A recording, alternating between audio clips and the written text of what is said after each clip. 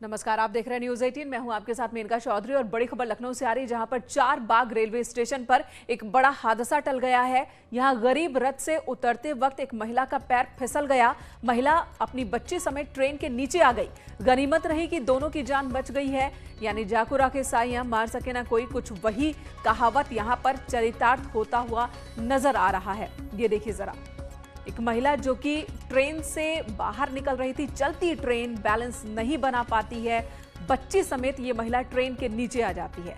वहां मौजूद जो लोग थे स्टेशन पर, वो दौड़ते हुए पास आते हैं और धीरे धीरे करके ये ट्रेन आगे खिसकती हुई आपको नजर आ रही है।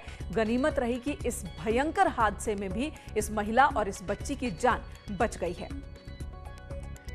ट्रेन के नीचे आ गई ये महिला और बहुत ही खतरनाक, बार बार ये हिदायत दी जाती है लोगों को कि चलती ट्रेन से बाहर ना निकले, लेकिन इस महिला ने चलती ट्रेन से उतरने की कोशिश की।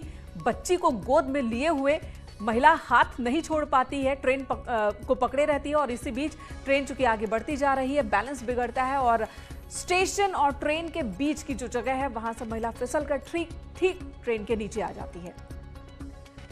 रूह कपा देने वाली ये तस्वीर कह सकते हैं। गनीमत यह है, जो अच्छी खबर है, कि महिला और बच्ची दोनों ही सुरक्षित हैं।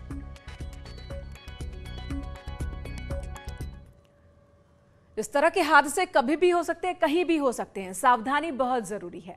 इधर नोएडा अथॉरिटी और किसानों के बीच जंग जारी है। आज किसानों ने मटकी फोड़ कार्यक्रम का आयोजन किया। प्रदर्शन के दौरान एसीपी अंकित शर्मा के सिर पर मटकी गिर गई।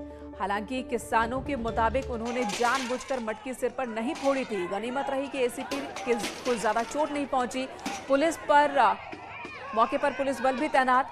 81 गांव के सैकड़ों किसान यहां पर इकट्ठा हुए थे। 64% अतिरिक्त मुआवजे की मांग कर रहे हैं। शहर का नक्शा नीति गांव में लागू नहीं होने की मांग कर रहे हैं और इन्हीं मांगों के साथ उन्होंने प्रदर्शन किया। मटकी फोड़ कार्यक्रम के दौरान किसानों को रोकने के लिए 3 लेयर बैरिकेडिंग की गई थी, लेकिन अधिकारियों के लाख समझाने के बाद भी किसान मानने को तैयार नहीं हुए।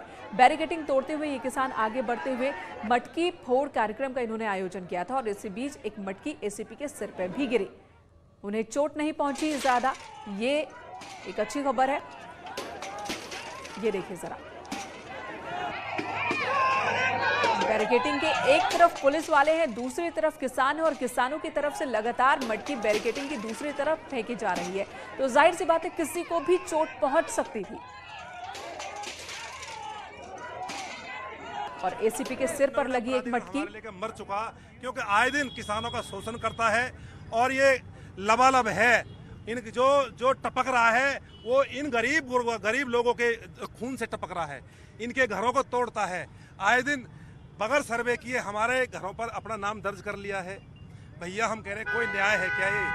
अगर आप सही में न्याय करना चाहते हो तो भैया, जब हमने कोई मुआवजा नहीं लिया, हमारे बाप दादे जिस घरों पर रहते चले आए हैं, आप उन घरों को अपना नाम हटा लो, हमारा नाम उस पर आने दो। अभी तो ये ट्रायल है जी, लड़ाई तो आगे आगे बनती है। आज 10,000 लोग, कल 15,000 लोग और परसों को पहलवानियां डंड मारते आपको नजर आएंगे जी। तो साथ ही साथ किसान चेतावनी भी दे रहे हैं कि ये तो शुरुआत है, ये तो ट्रेलर है, आगे आगे देखिए होता है क्या। आज सिर्फ 10,000 लोग आए हैं, आगे लोगों की संख्या और बढ़ेगी, आंदोलन और तेज होगा। किसानों का मटकी फोड़ कार्यक्रम, ये आप देख रहे हैं नोएडा की तस्वीर। बैरिकेडिंग के एक तरफ पुलिस के जवान हैं और दूसरी तरफ किसान हैं। किसानों की तरफ से लगातार मटकी फेंकी जा रही है और इसी बीच एसीपी को चोट भी पहुंची उनके सर में। किसानों की मांग है कि 64% अतिरिक्त मुआवजा इन्हें दिया जाए और साथ ही गाँव में शहरों का जो मास्टर प्लान है, नक्शा है, वो लागू न किया जाए। इन्हीं मांगों के साथ ये किसान यहाँ प्रदर्शन के लिए पहुंचे थे।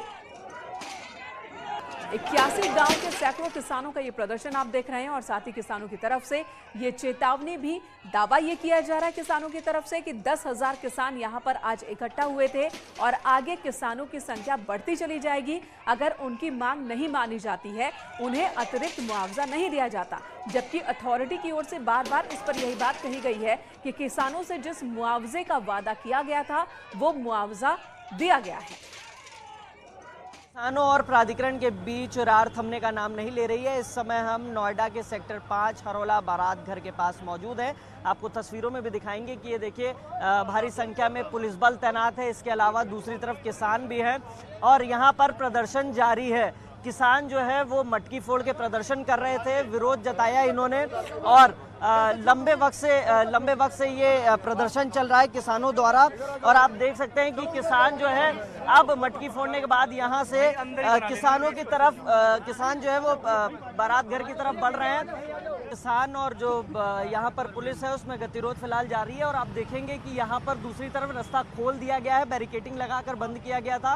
रास्ता दोबारा से सुचारू रूप से चालू है और जो किसान नेता हैं सुखबीर पहलवान, उनका साफ तौर पर कहना है कि ये जो गतिरोध है ये जारी रहेगा और जब तक उनकी मांगे पूरी नहीं होंगी वो प्रदर्शन इसी तरीके से चलता रहेगा। कैमरामैन योगेंद्र के साथ हिमांशु शुक्ला, न्यूज़ 18 नोएडा।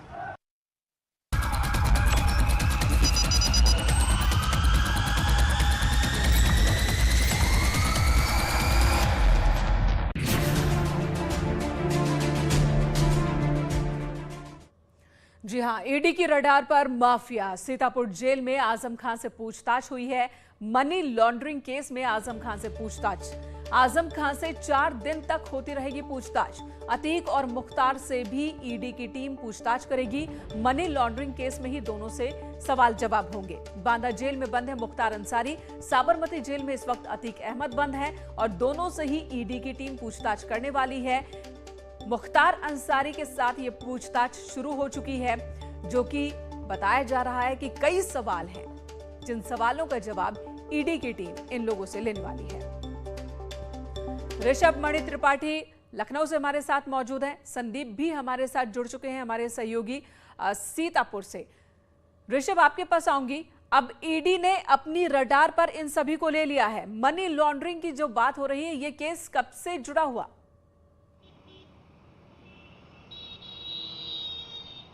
देखिए मेनका, मैं आपको बता दूं, जो सीधे सीधे आजम खान पूर्व मंत्री हैं उनसे जुड़ा मामला है। वो जौहर यूनिवर्सिटी जो रामपुर में बनी हुई है उससे जुड़ा हुआ मामला है। बताया जाता है कि जौहर यूनिवर्सिटी के निर्माण के लिए आजम खान ने तमाम विदेशी संस्थाओं से पैसा लिया है और यहाँ पे उत्तर प्रदेश में और भारत के जो अन्य शहर है वहाँ से भी उन्होंने पैसा लिया है और उस पैसे का रिकॉर्ड नहीं है, उस पैसे का रिकॉर्ड जो है वो दुरुस्त नहीं है। तो और इसके अलावा आजम खान के ऊपर कई और मुकदमे दर्ज हैं। उन सब के मुतल्लिक, चूंकि ये रकम करोड़ों में पहुंच जाती है, तो उसके मुतल्लिक अब ईडी उनसे पूछताछ कर रही है। ईडी ने उनके खिलाफ एक मनी लॉन्ड्रिंग का मुकदमा दर्ज कर रखा है जिसके तहत पूछताछ हो रही है। बात कर लेते माफिया मुख्तार अंसारी की। मुख्तार अंसारी बांदा जेल में बंद हैं। उनके खिलाफ भी ईडी को पूछताछ की इजाजत मिल गई है प्रयागराज के एमपी एमएलए कोर्ट से। मुख्तार अंसारी और उनके गैंग के खिलाफ गैंगस्टर एक्ट के तहत कई कार्रवाई हो चुकी है। करोड़ों रुपए की प्रॉपर्टी जब्त हो गई है। तो उस प्रॉपर्टी और उनके तमाम जो अवैध धंधे बताए जाते हैं, मछली का धंधा है, उसमें कोयले का धंधा है, ठेकेदारी है उनकी। जी, तो सवालों की फहरिस्त बहुत लंबी है और इन सभी सवालों के जवाब अब ईडी की टीम ले रही है। बने रहे हमारे साथ। संदीप भी हमारे साथ सीतापुर से मौजूद है। संदीप, वहां पर आजम खान से पूछताछ शुरू हो चुकी है, मुख्तार अंसारी से भी पूछताछ होगी। 1 हफ्ते तक बताया जा रहा है, एक लंबा वक्त है जबकि ईडी की टीम पूछताछ करेगी। कई सवाल तैयार हैं।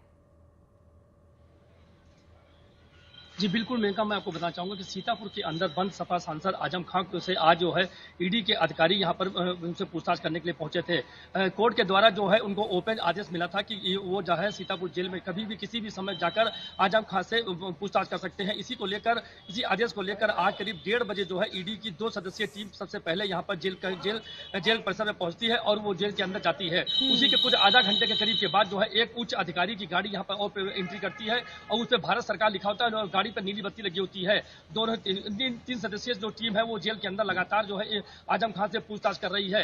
1:30 बजे के अंदर गई थी। अब इस वक्त जो है 4:15 बज चुका है। लगभग 2.5 घंटे से जो है आजम खान से लगातार उनसे ईडी की टीम जो है पूछताछ कर रही है। तमाम ऐसे पहलुओं पे उनसे बिंदुओं पे बात कर रही है जो कि मनी लैंडरिंग को बताया जा रहा है कि मनी लैंडरिंग को लेकर बताया जा रहा है। जौहर यूनिवर्सिटी में जो उनसे जो पैसा मिला था वो विदेशों से आया था। इन्हीं तमाम बिंदुओं पर जो है इस वक्त ईडी अंदर लगातार 2.5 घंटे से ज्यादा का वक्त बीत चुका है। आजम खान से लगातार सवाल जवाब हो रहे हैं। ईडी की टीम पूछताछ कर रही है। संदीप, धन्यवाद आपका इस वक्त पूरी जानकारी देने के लिए। ऋषभ, आपका भी बहुत बहुत शुक्रिया। तो कई माफिया हैं जो कि अब ईडी की रडार पर हैं। इधर रामपुर में पुलिस ऐसे गैंग का खुलासा कर रही है जो कि नशीली दवाओं का काला कारोबार करता था। पुलिस ने इस गैंग के 11 लोगों को गिरफ्तार किया, साथ ही करोड़ों की दवा भी बरामद की है। पुलिस के रडार पर 30 और लोग हैं जो इस कारोबार में शामिल हैं, जिनकी तलाश चल रही है।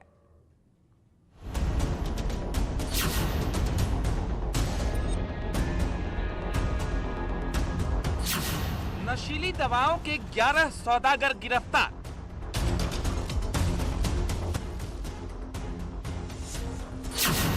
मुनाफे के लिए जिंदगी से करते थे खिलवाड़। नशीली दवाओं के काले कारोबार का ये वो गैंग है जो फर्जी तरीके से नशीली दवाइयां खरीदकर बाजार में सप्लाई करता था।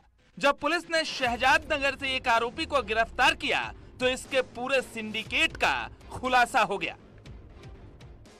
उससे जब हिरासत में लिया गया, पूछताछ की गई तो उसके द्वारा बताया गया कि वो पास ही एक खंडर पड़े स्थान से ये सब दवाइयों का जो बांट हो वहाँ से होता है। इस सूचना पर हमारी पुलिस के द्वारा जब दबिश दी गई तो इन 11 व्यक्तियों को कुल मिलाकर गिरफ्तार किया गया, जिनके कब्जे से लगभग 3.25 लाख टैबलेट और 9.5 लाख के करीब कैप्सूल, लगभग 1 लाख इंजेक्शन और 2000 से अधिक जो सिरप हैं जिनका इस्तेमाल नशे के लिए किया जाता वो बरामद हुए। पुलिस के मुताबिक आरोपियों से नशीली दवाओं की जो खेप पकड़ी गई है उसकी मार्केट प्राइस करीब 1.25 करोड़ है, लेकिन ये आरोपी इन दवाओं को 5 से 6 करोड़ में बेचने वाले थे। इनकी जो मार्केट प्राइस है जिसमें एक्चुअली बिकना चाहिए, ये सब जो इंजेक्शन्स और सिरप हैं ये मैं आपको बता दूं, ये सब बिना प्रेस्क्रिप्शन के नहीं बिकते, परंतु ये बिना किसी बिल के और फर्जी मेडिकल स्टोर से बेचे जा रहे थे। जितने लोग पकड़े गए हैं लगभग सभी लोग या तो कोई फर्जी मेडिकल स्टोर खोले हुए या फिर इन लोगों ने कभी ना कभी किसी वैध मेडिकल स्टोर पे बतौर MR, बतौर सेल्समैन किसी ना किसी तरह से काम किया। एक व्यक्ति इनमें से अभी खुद का एक और नया मेडिकल स्टोर बिना लाइसेंस के खोलने का भी प्लानिंग कर रहा है। इनकी जो मार्केट प्राइस है वो लगभग 1.25 करोड़ के करीब है, परंतु जिस प्राइस में ये लोग बेचते थे उसके हिसाब से इसकी कीमत 5 करोड़ से अधिक की। अब सवाल ये था कि आखिर रामपुर में नशीली दवाओं की इतनी बड़ी खेप आई कहां से? पुलिस ने जब पूछताछ शुरू की तो इस गैंग के काले कारोबार का काला चिट्ठा सामने आ गया। पुलिस के मुताबिक ये गैंग आगरा से ब्लैक में दवाई लेकर आता था और उसका दाम बढ़ाकर बाजार के फर्जी दुकानों में बेचता था। ये लोग आगरा से इनकी कड़ी जुड़ी हुई है। आगरा में पिछले वर्ष एक गैंग पकड़ा गया था इसी तरह का, उसी के क्रम में ये लोग आज पकड़े गए हैं। इनसे जब पूछताछ किया तो जानकारी प्राप्त हुई कि ये लोग आगरा से ब्लैक में दवाएं लेके आते थे। दवाएं सब ओरिजिनल हैं, परंतु ये लोग बिना बिल के जो इनका मार्केट प्राइस है उससे कम प्राइस में इसको लेकर और अलग अलग लेवल पे 6 कड़ी इनकी मिली है, 6 लेवल पे अलग अलग प्राइस बढ़ा के इसको बेच देते हैं। इन आरोपियों को दवाओं की पूरी समझ थी, क्योंकि या तो कुछ अवैध रूप से दवा दुकान चलाते थे या फिर कभी किसी दुकान पर सेल्समैन या MR के तौर पर काम कर चुके थे। इसलिए ये सभी बड़े ही शातिर तरीके से इस काम को अंजाम दे रहे थे। पूरा जो कार्टेल जो ऑपरेट हो रहा था वो आगरा तक लिंक हुआ है। अभी इसमें लगभग 30 व्यक्ति और ऐसे हैं जो हमारे प्रकाश में आए हैं जिनकी अभी गिरफ्तारी करनी है। आगरा से लेकर मुरादाबाद से, संभल से और रामपुर से सब जगह के लोग इसमें संलग्न। सर, ये मेडिकल डिग्री होल्डर भी है इसमें? कुछ लोग इसमें से कोई मेडिकल डिग्री होल्डर नहीं है, सब लोग फर्जी हैं। एक व्यक्ति मुरादाबाद का है जो वैध मेडिकल स्टोर चला रहा था, जिसके स्टोर से भी ये काम हो रहा था, उसके पास फार्मासिस्ट की डिग्री। इस अंतर्राज्यीय गिरोह के 30 अन्य लोगों की तलाश अब पुलिस कर रही है। आगरा से लेकर मुरादाबाद, मुरादाबाद से संभल और रामपुर, हर जगह उन लोगों की तलाश में पुलिस जुटी है जो नशीली दवाओं के इस काले कारोबार में लिप्त हैं। विशाल सक्सेना, न्यूज़ 18, रामपुर। यहाँ रुकेंगे एक ब्रेक के लिए, तुरंत लौटेंगे।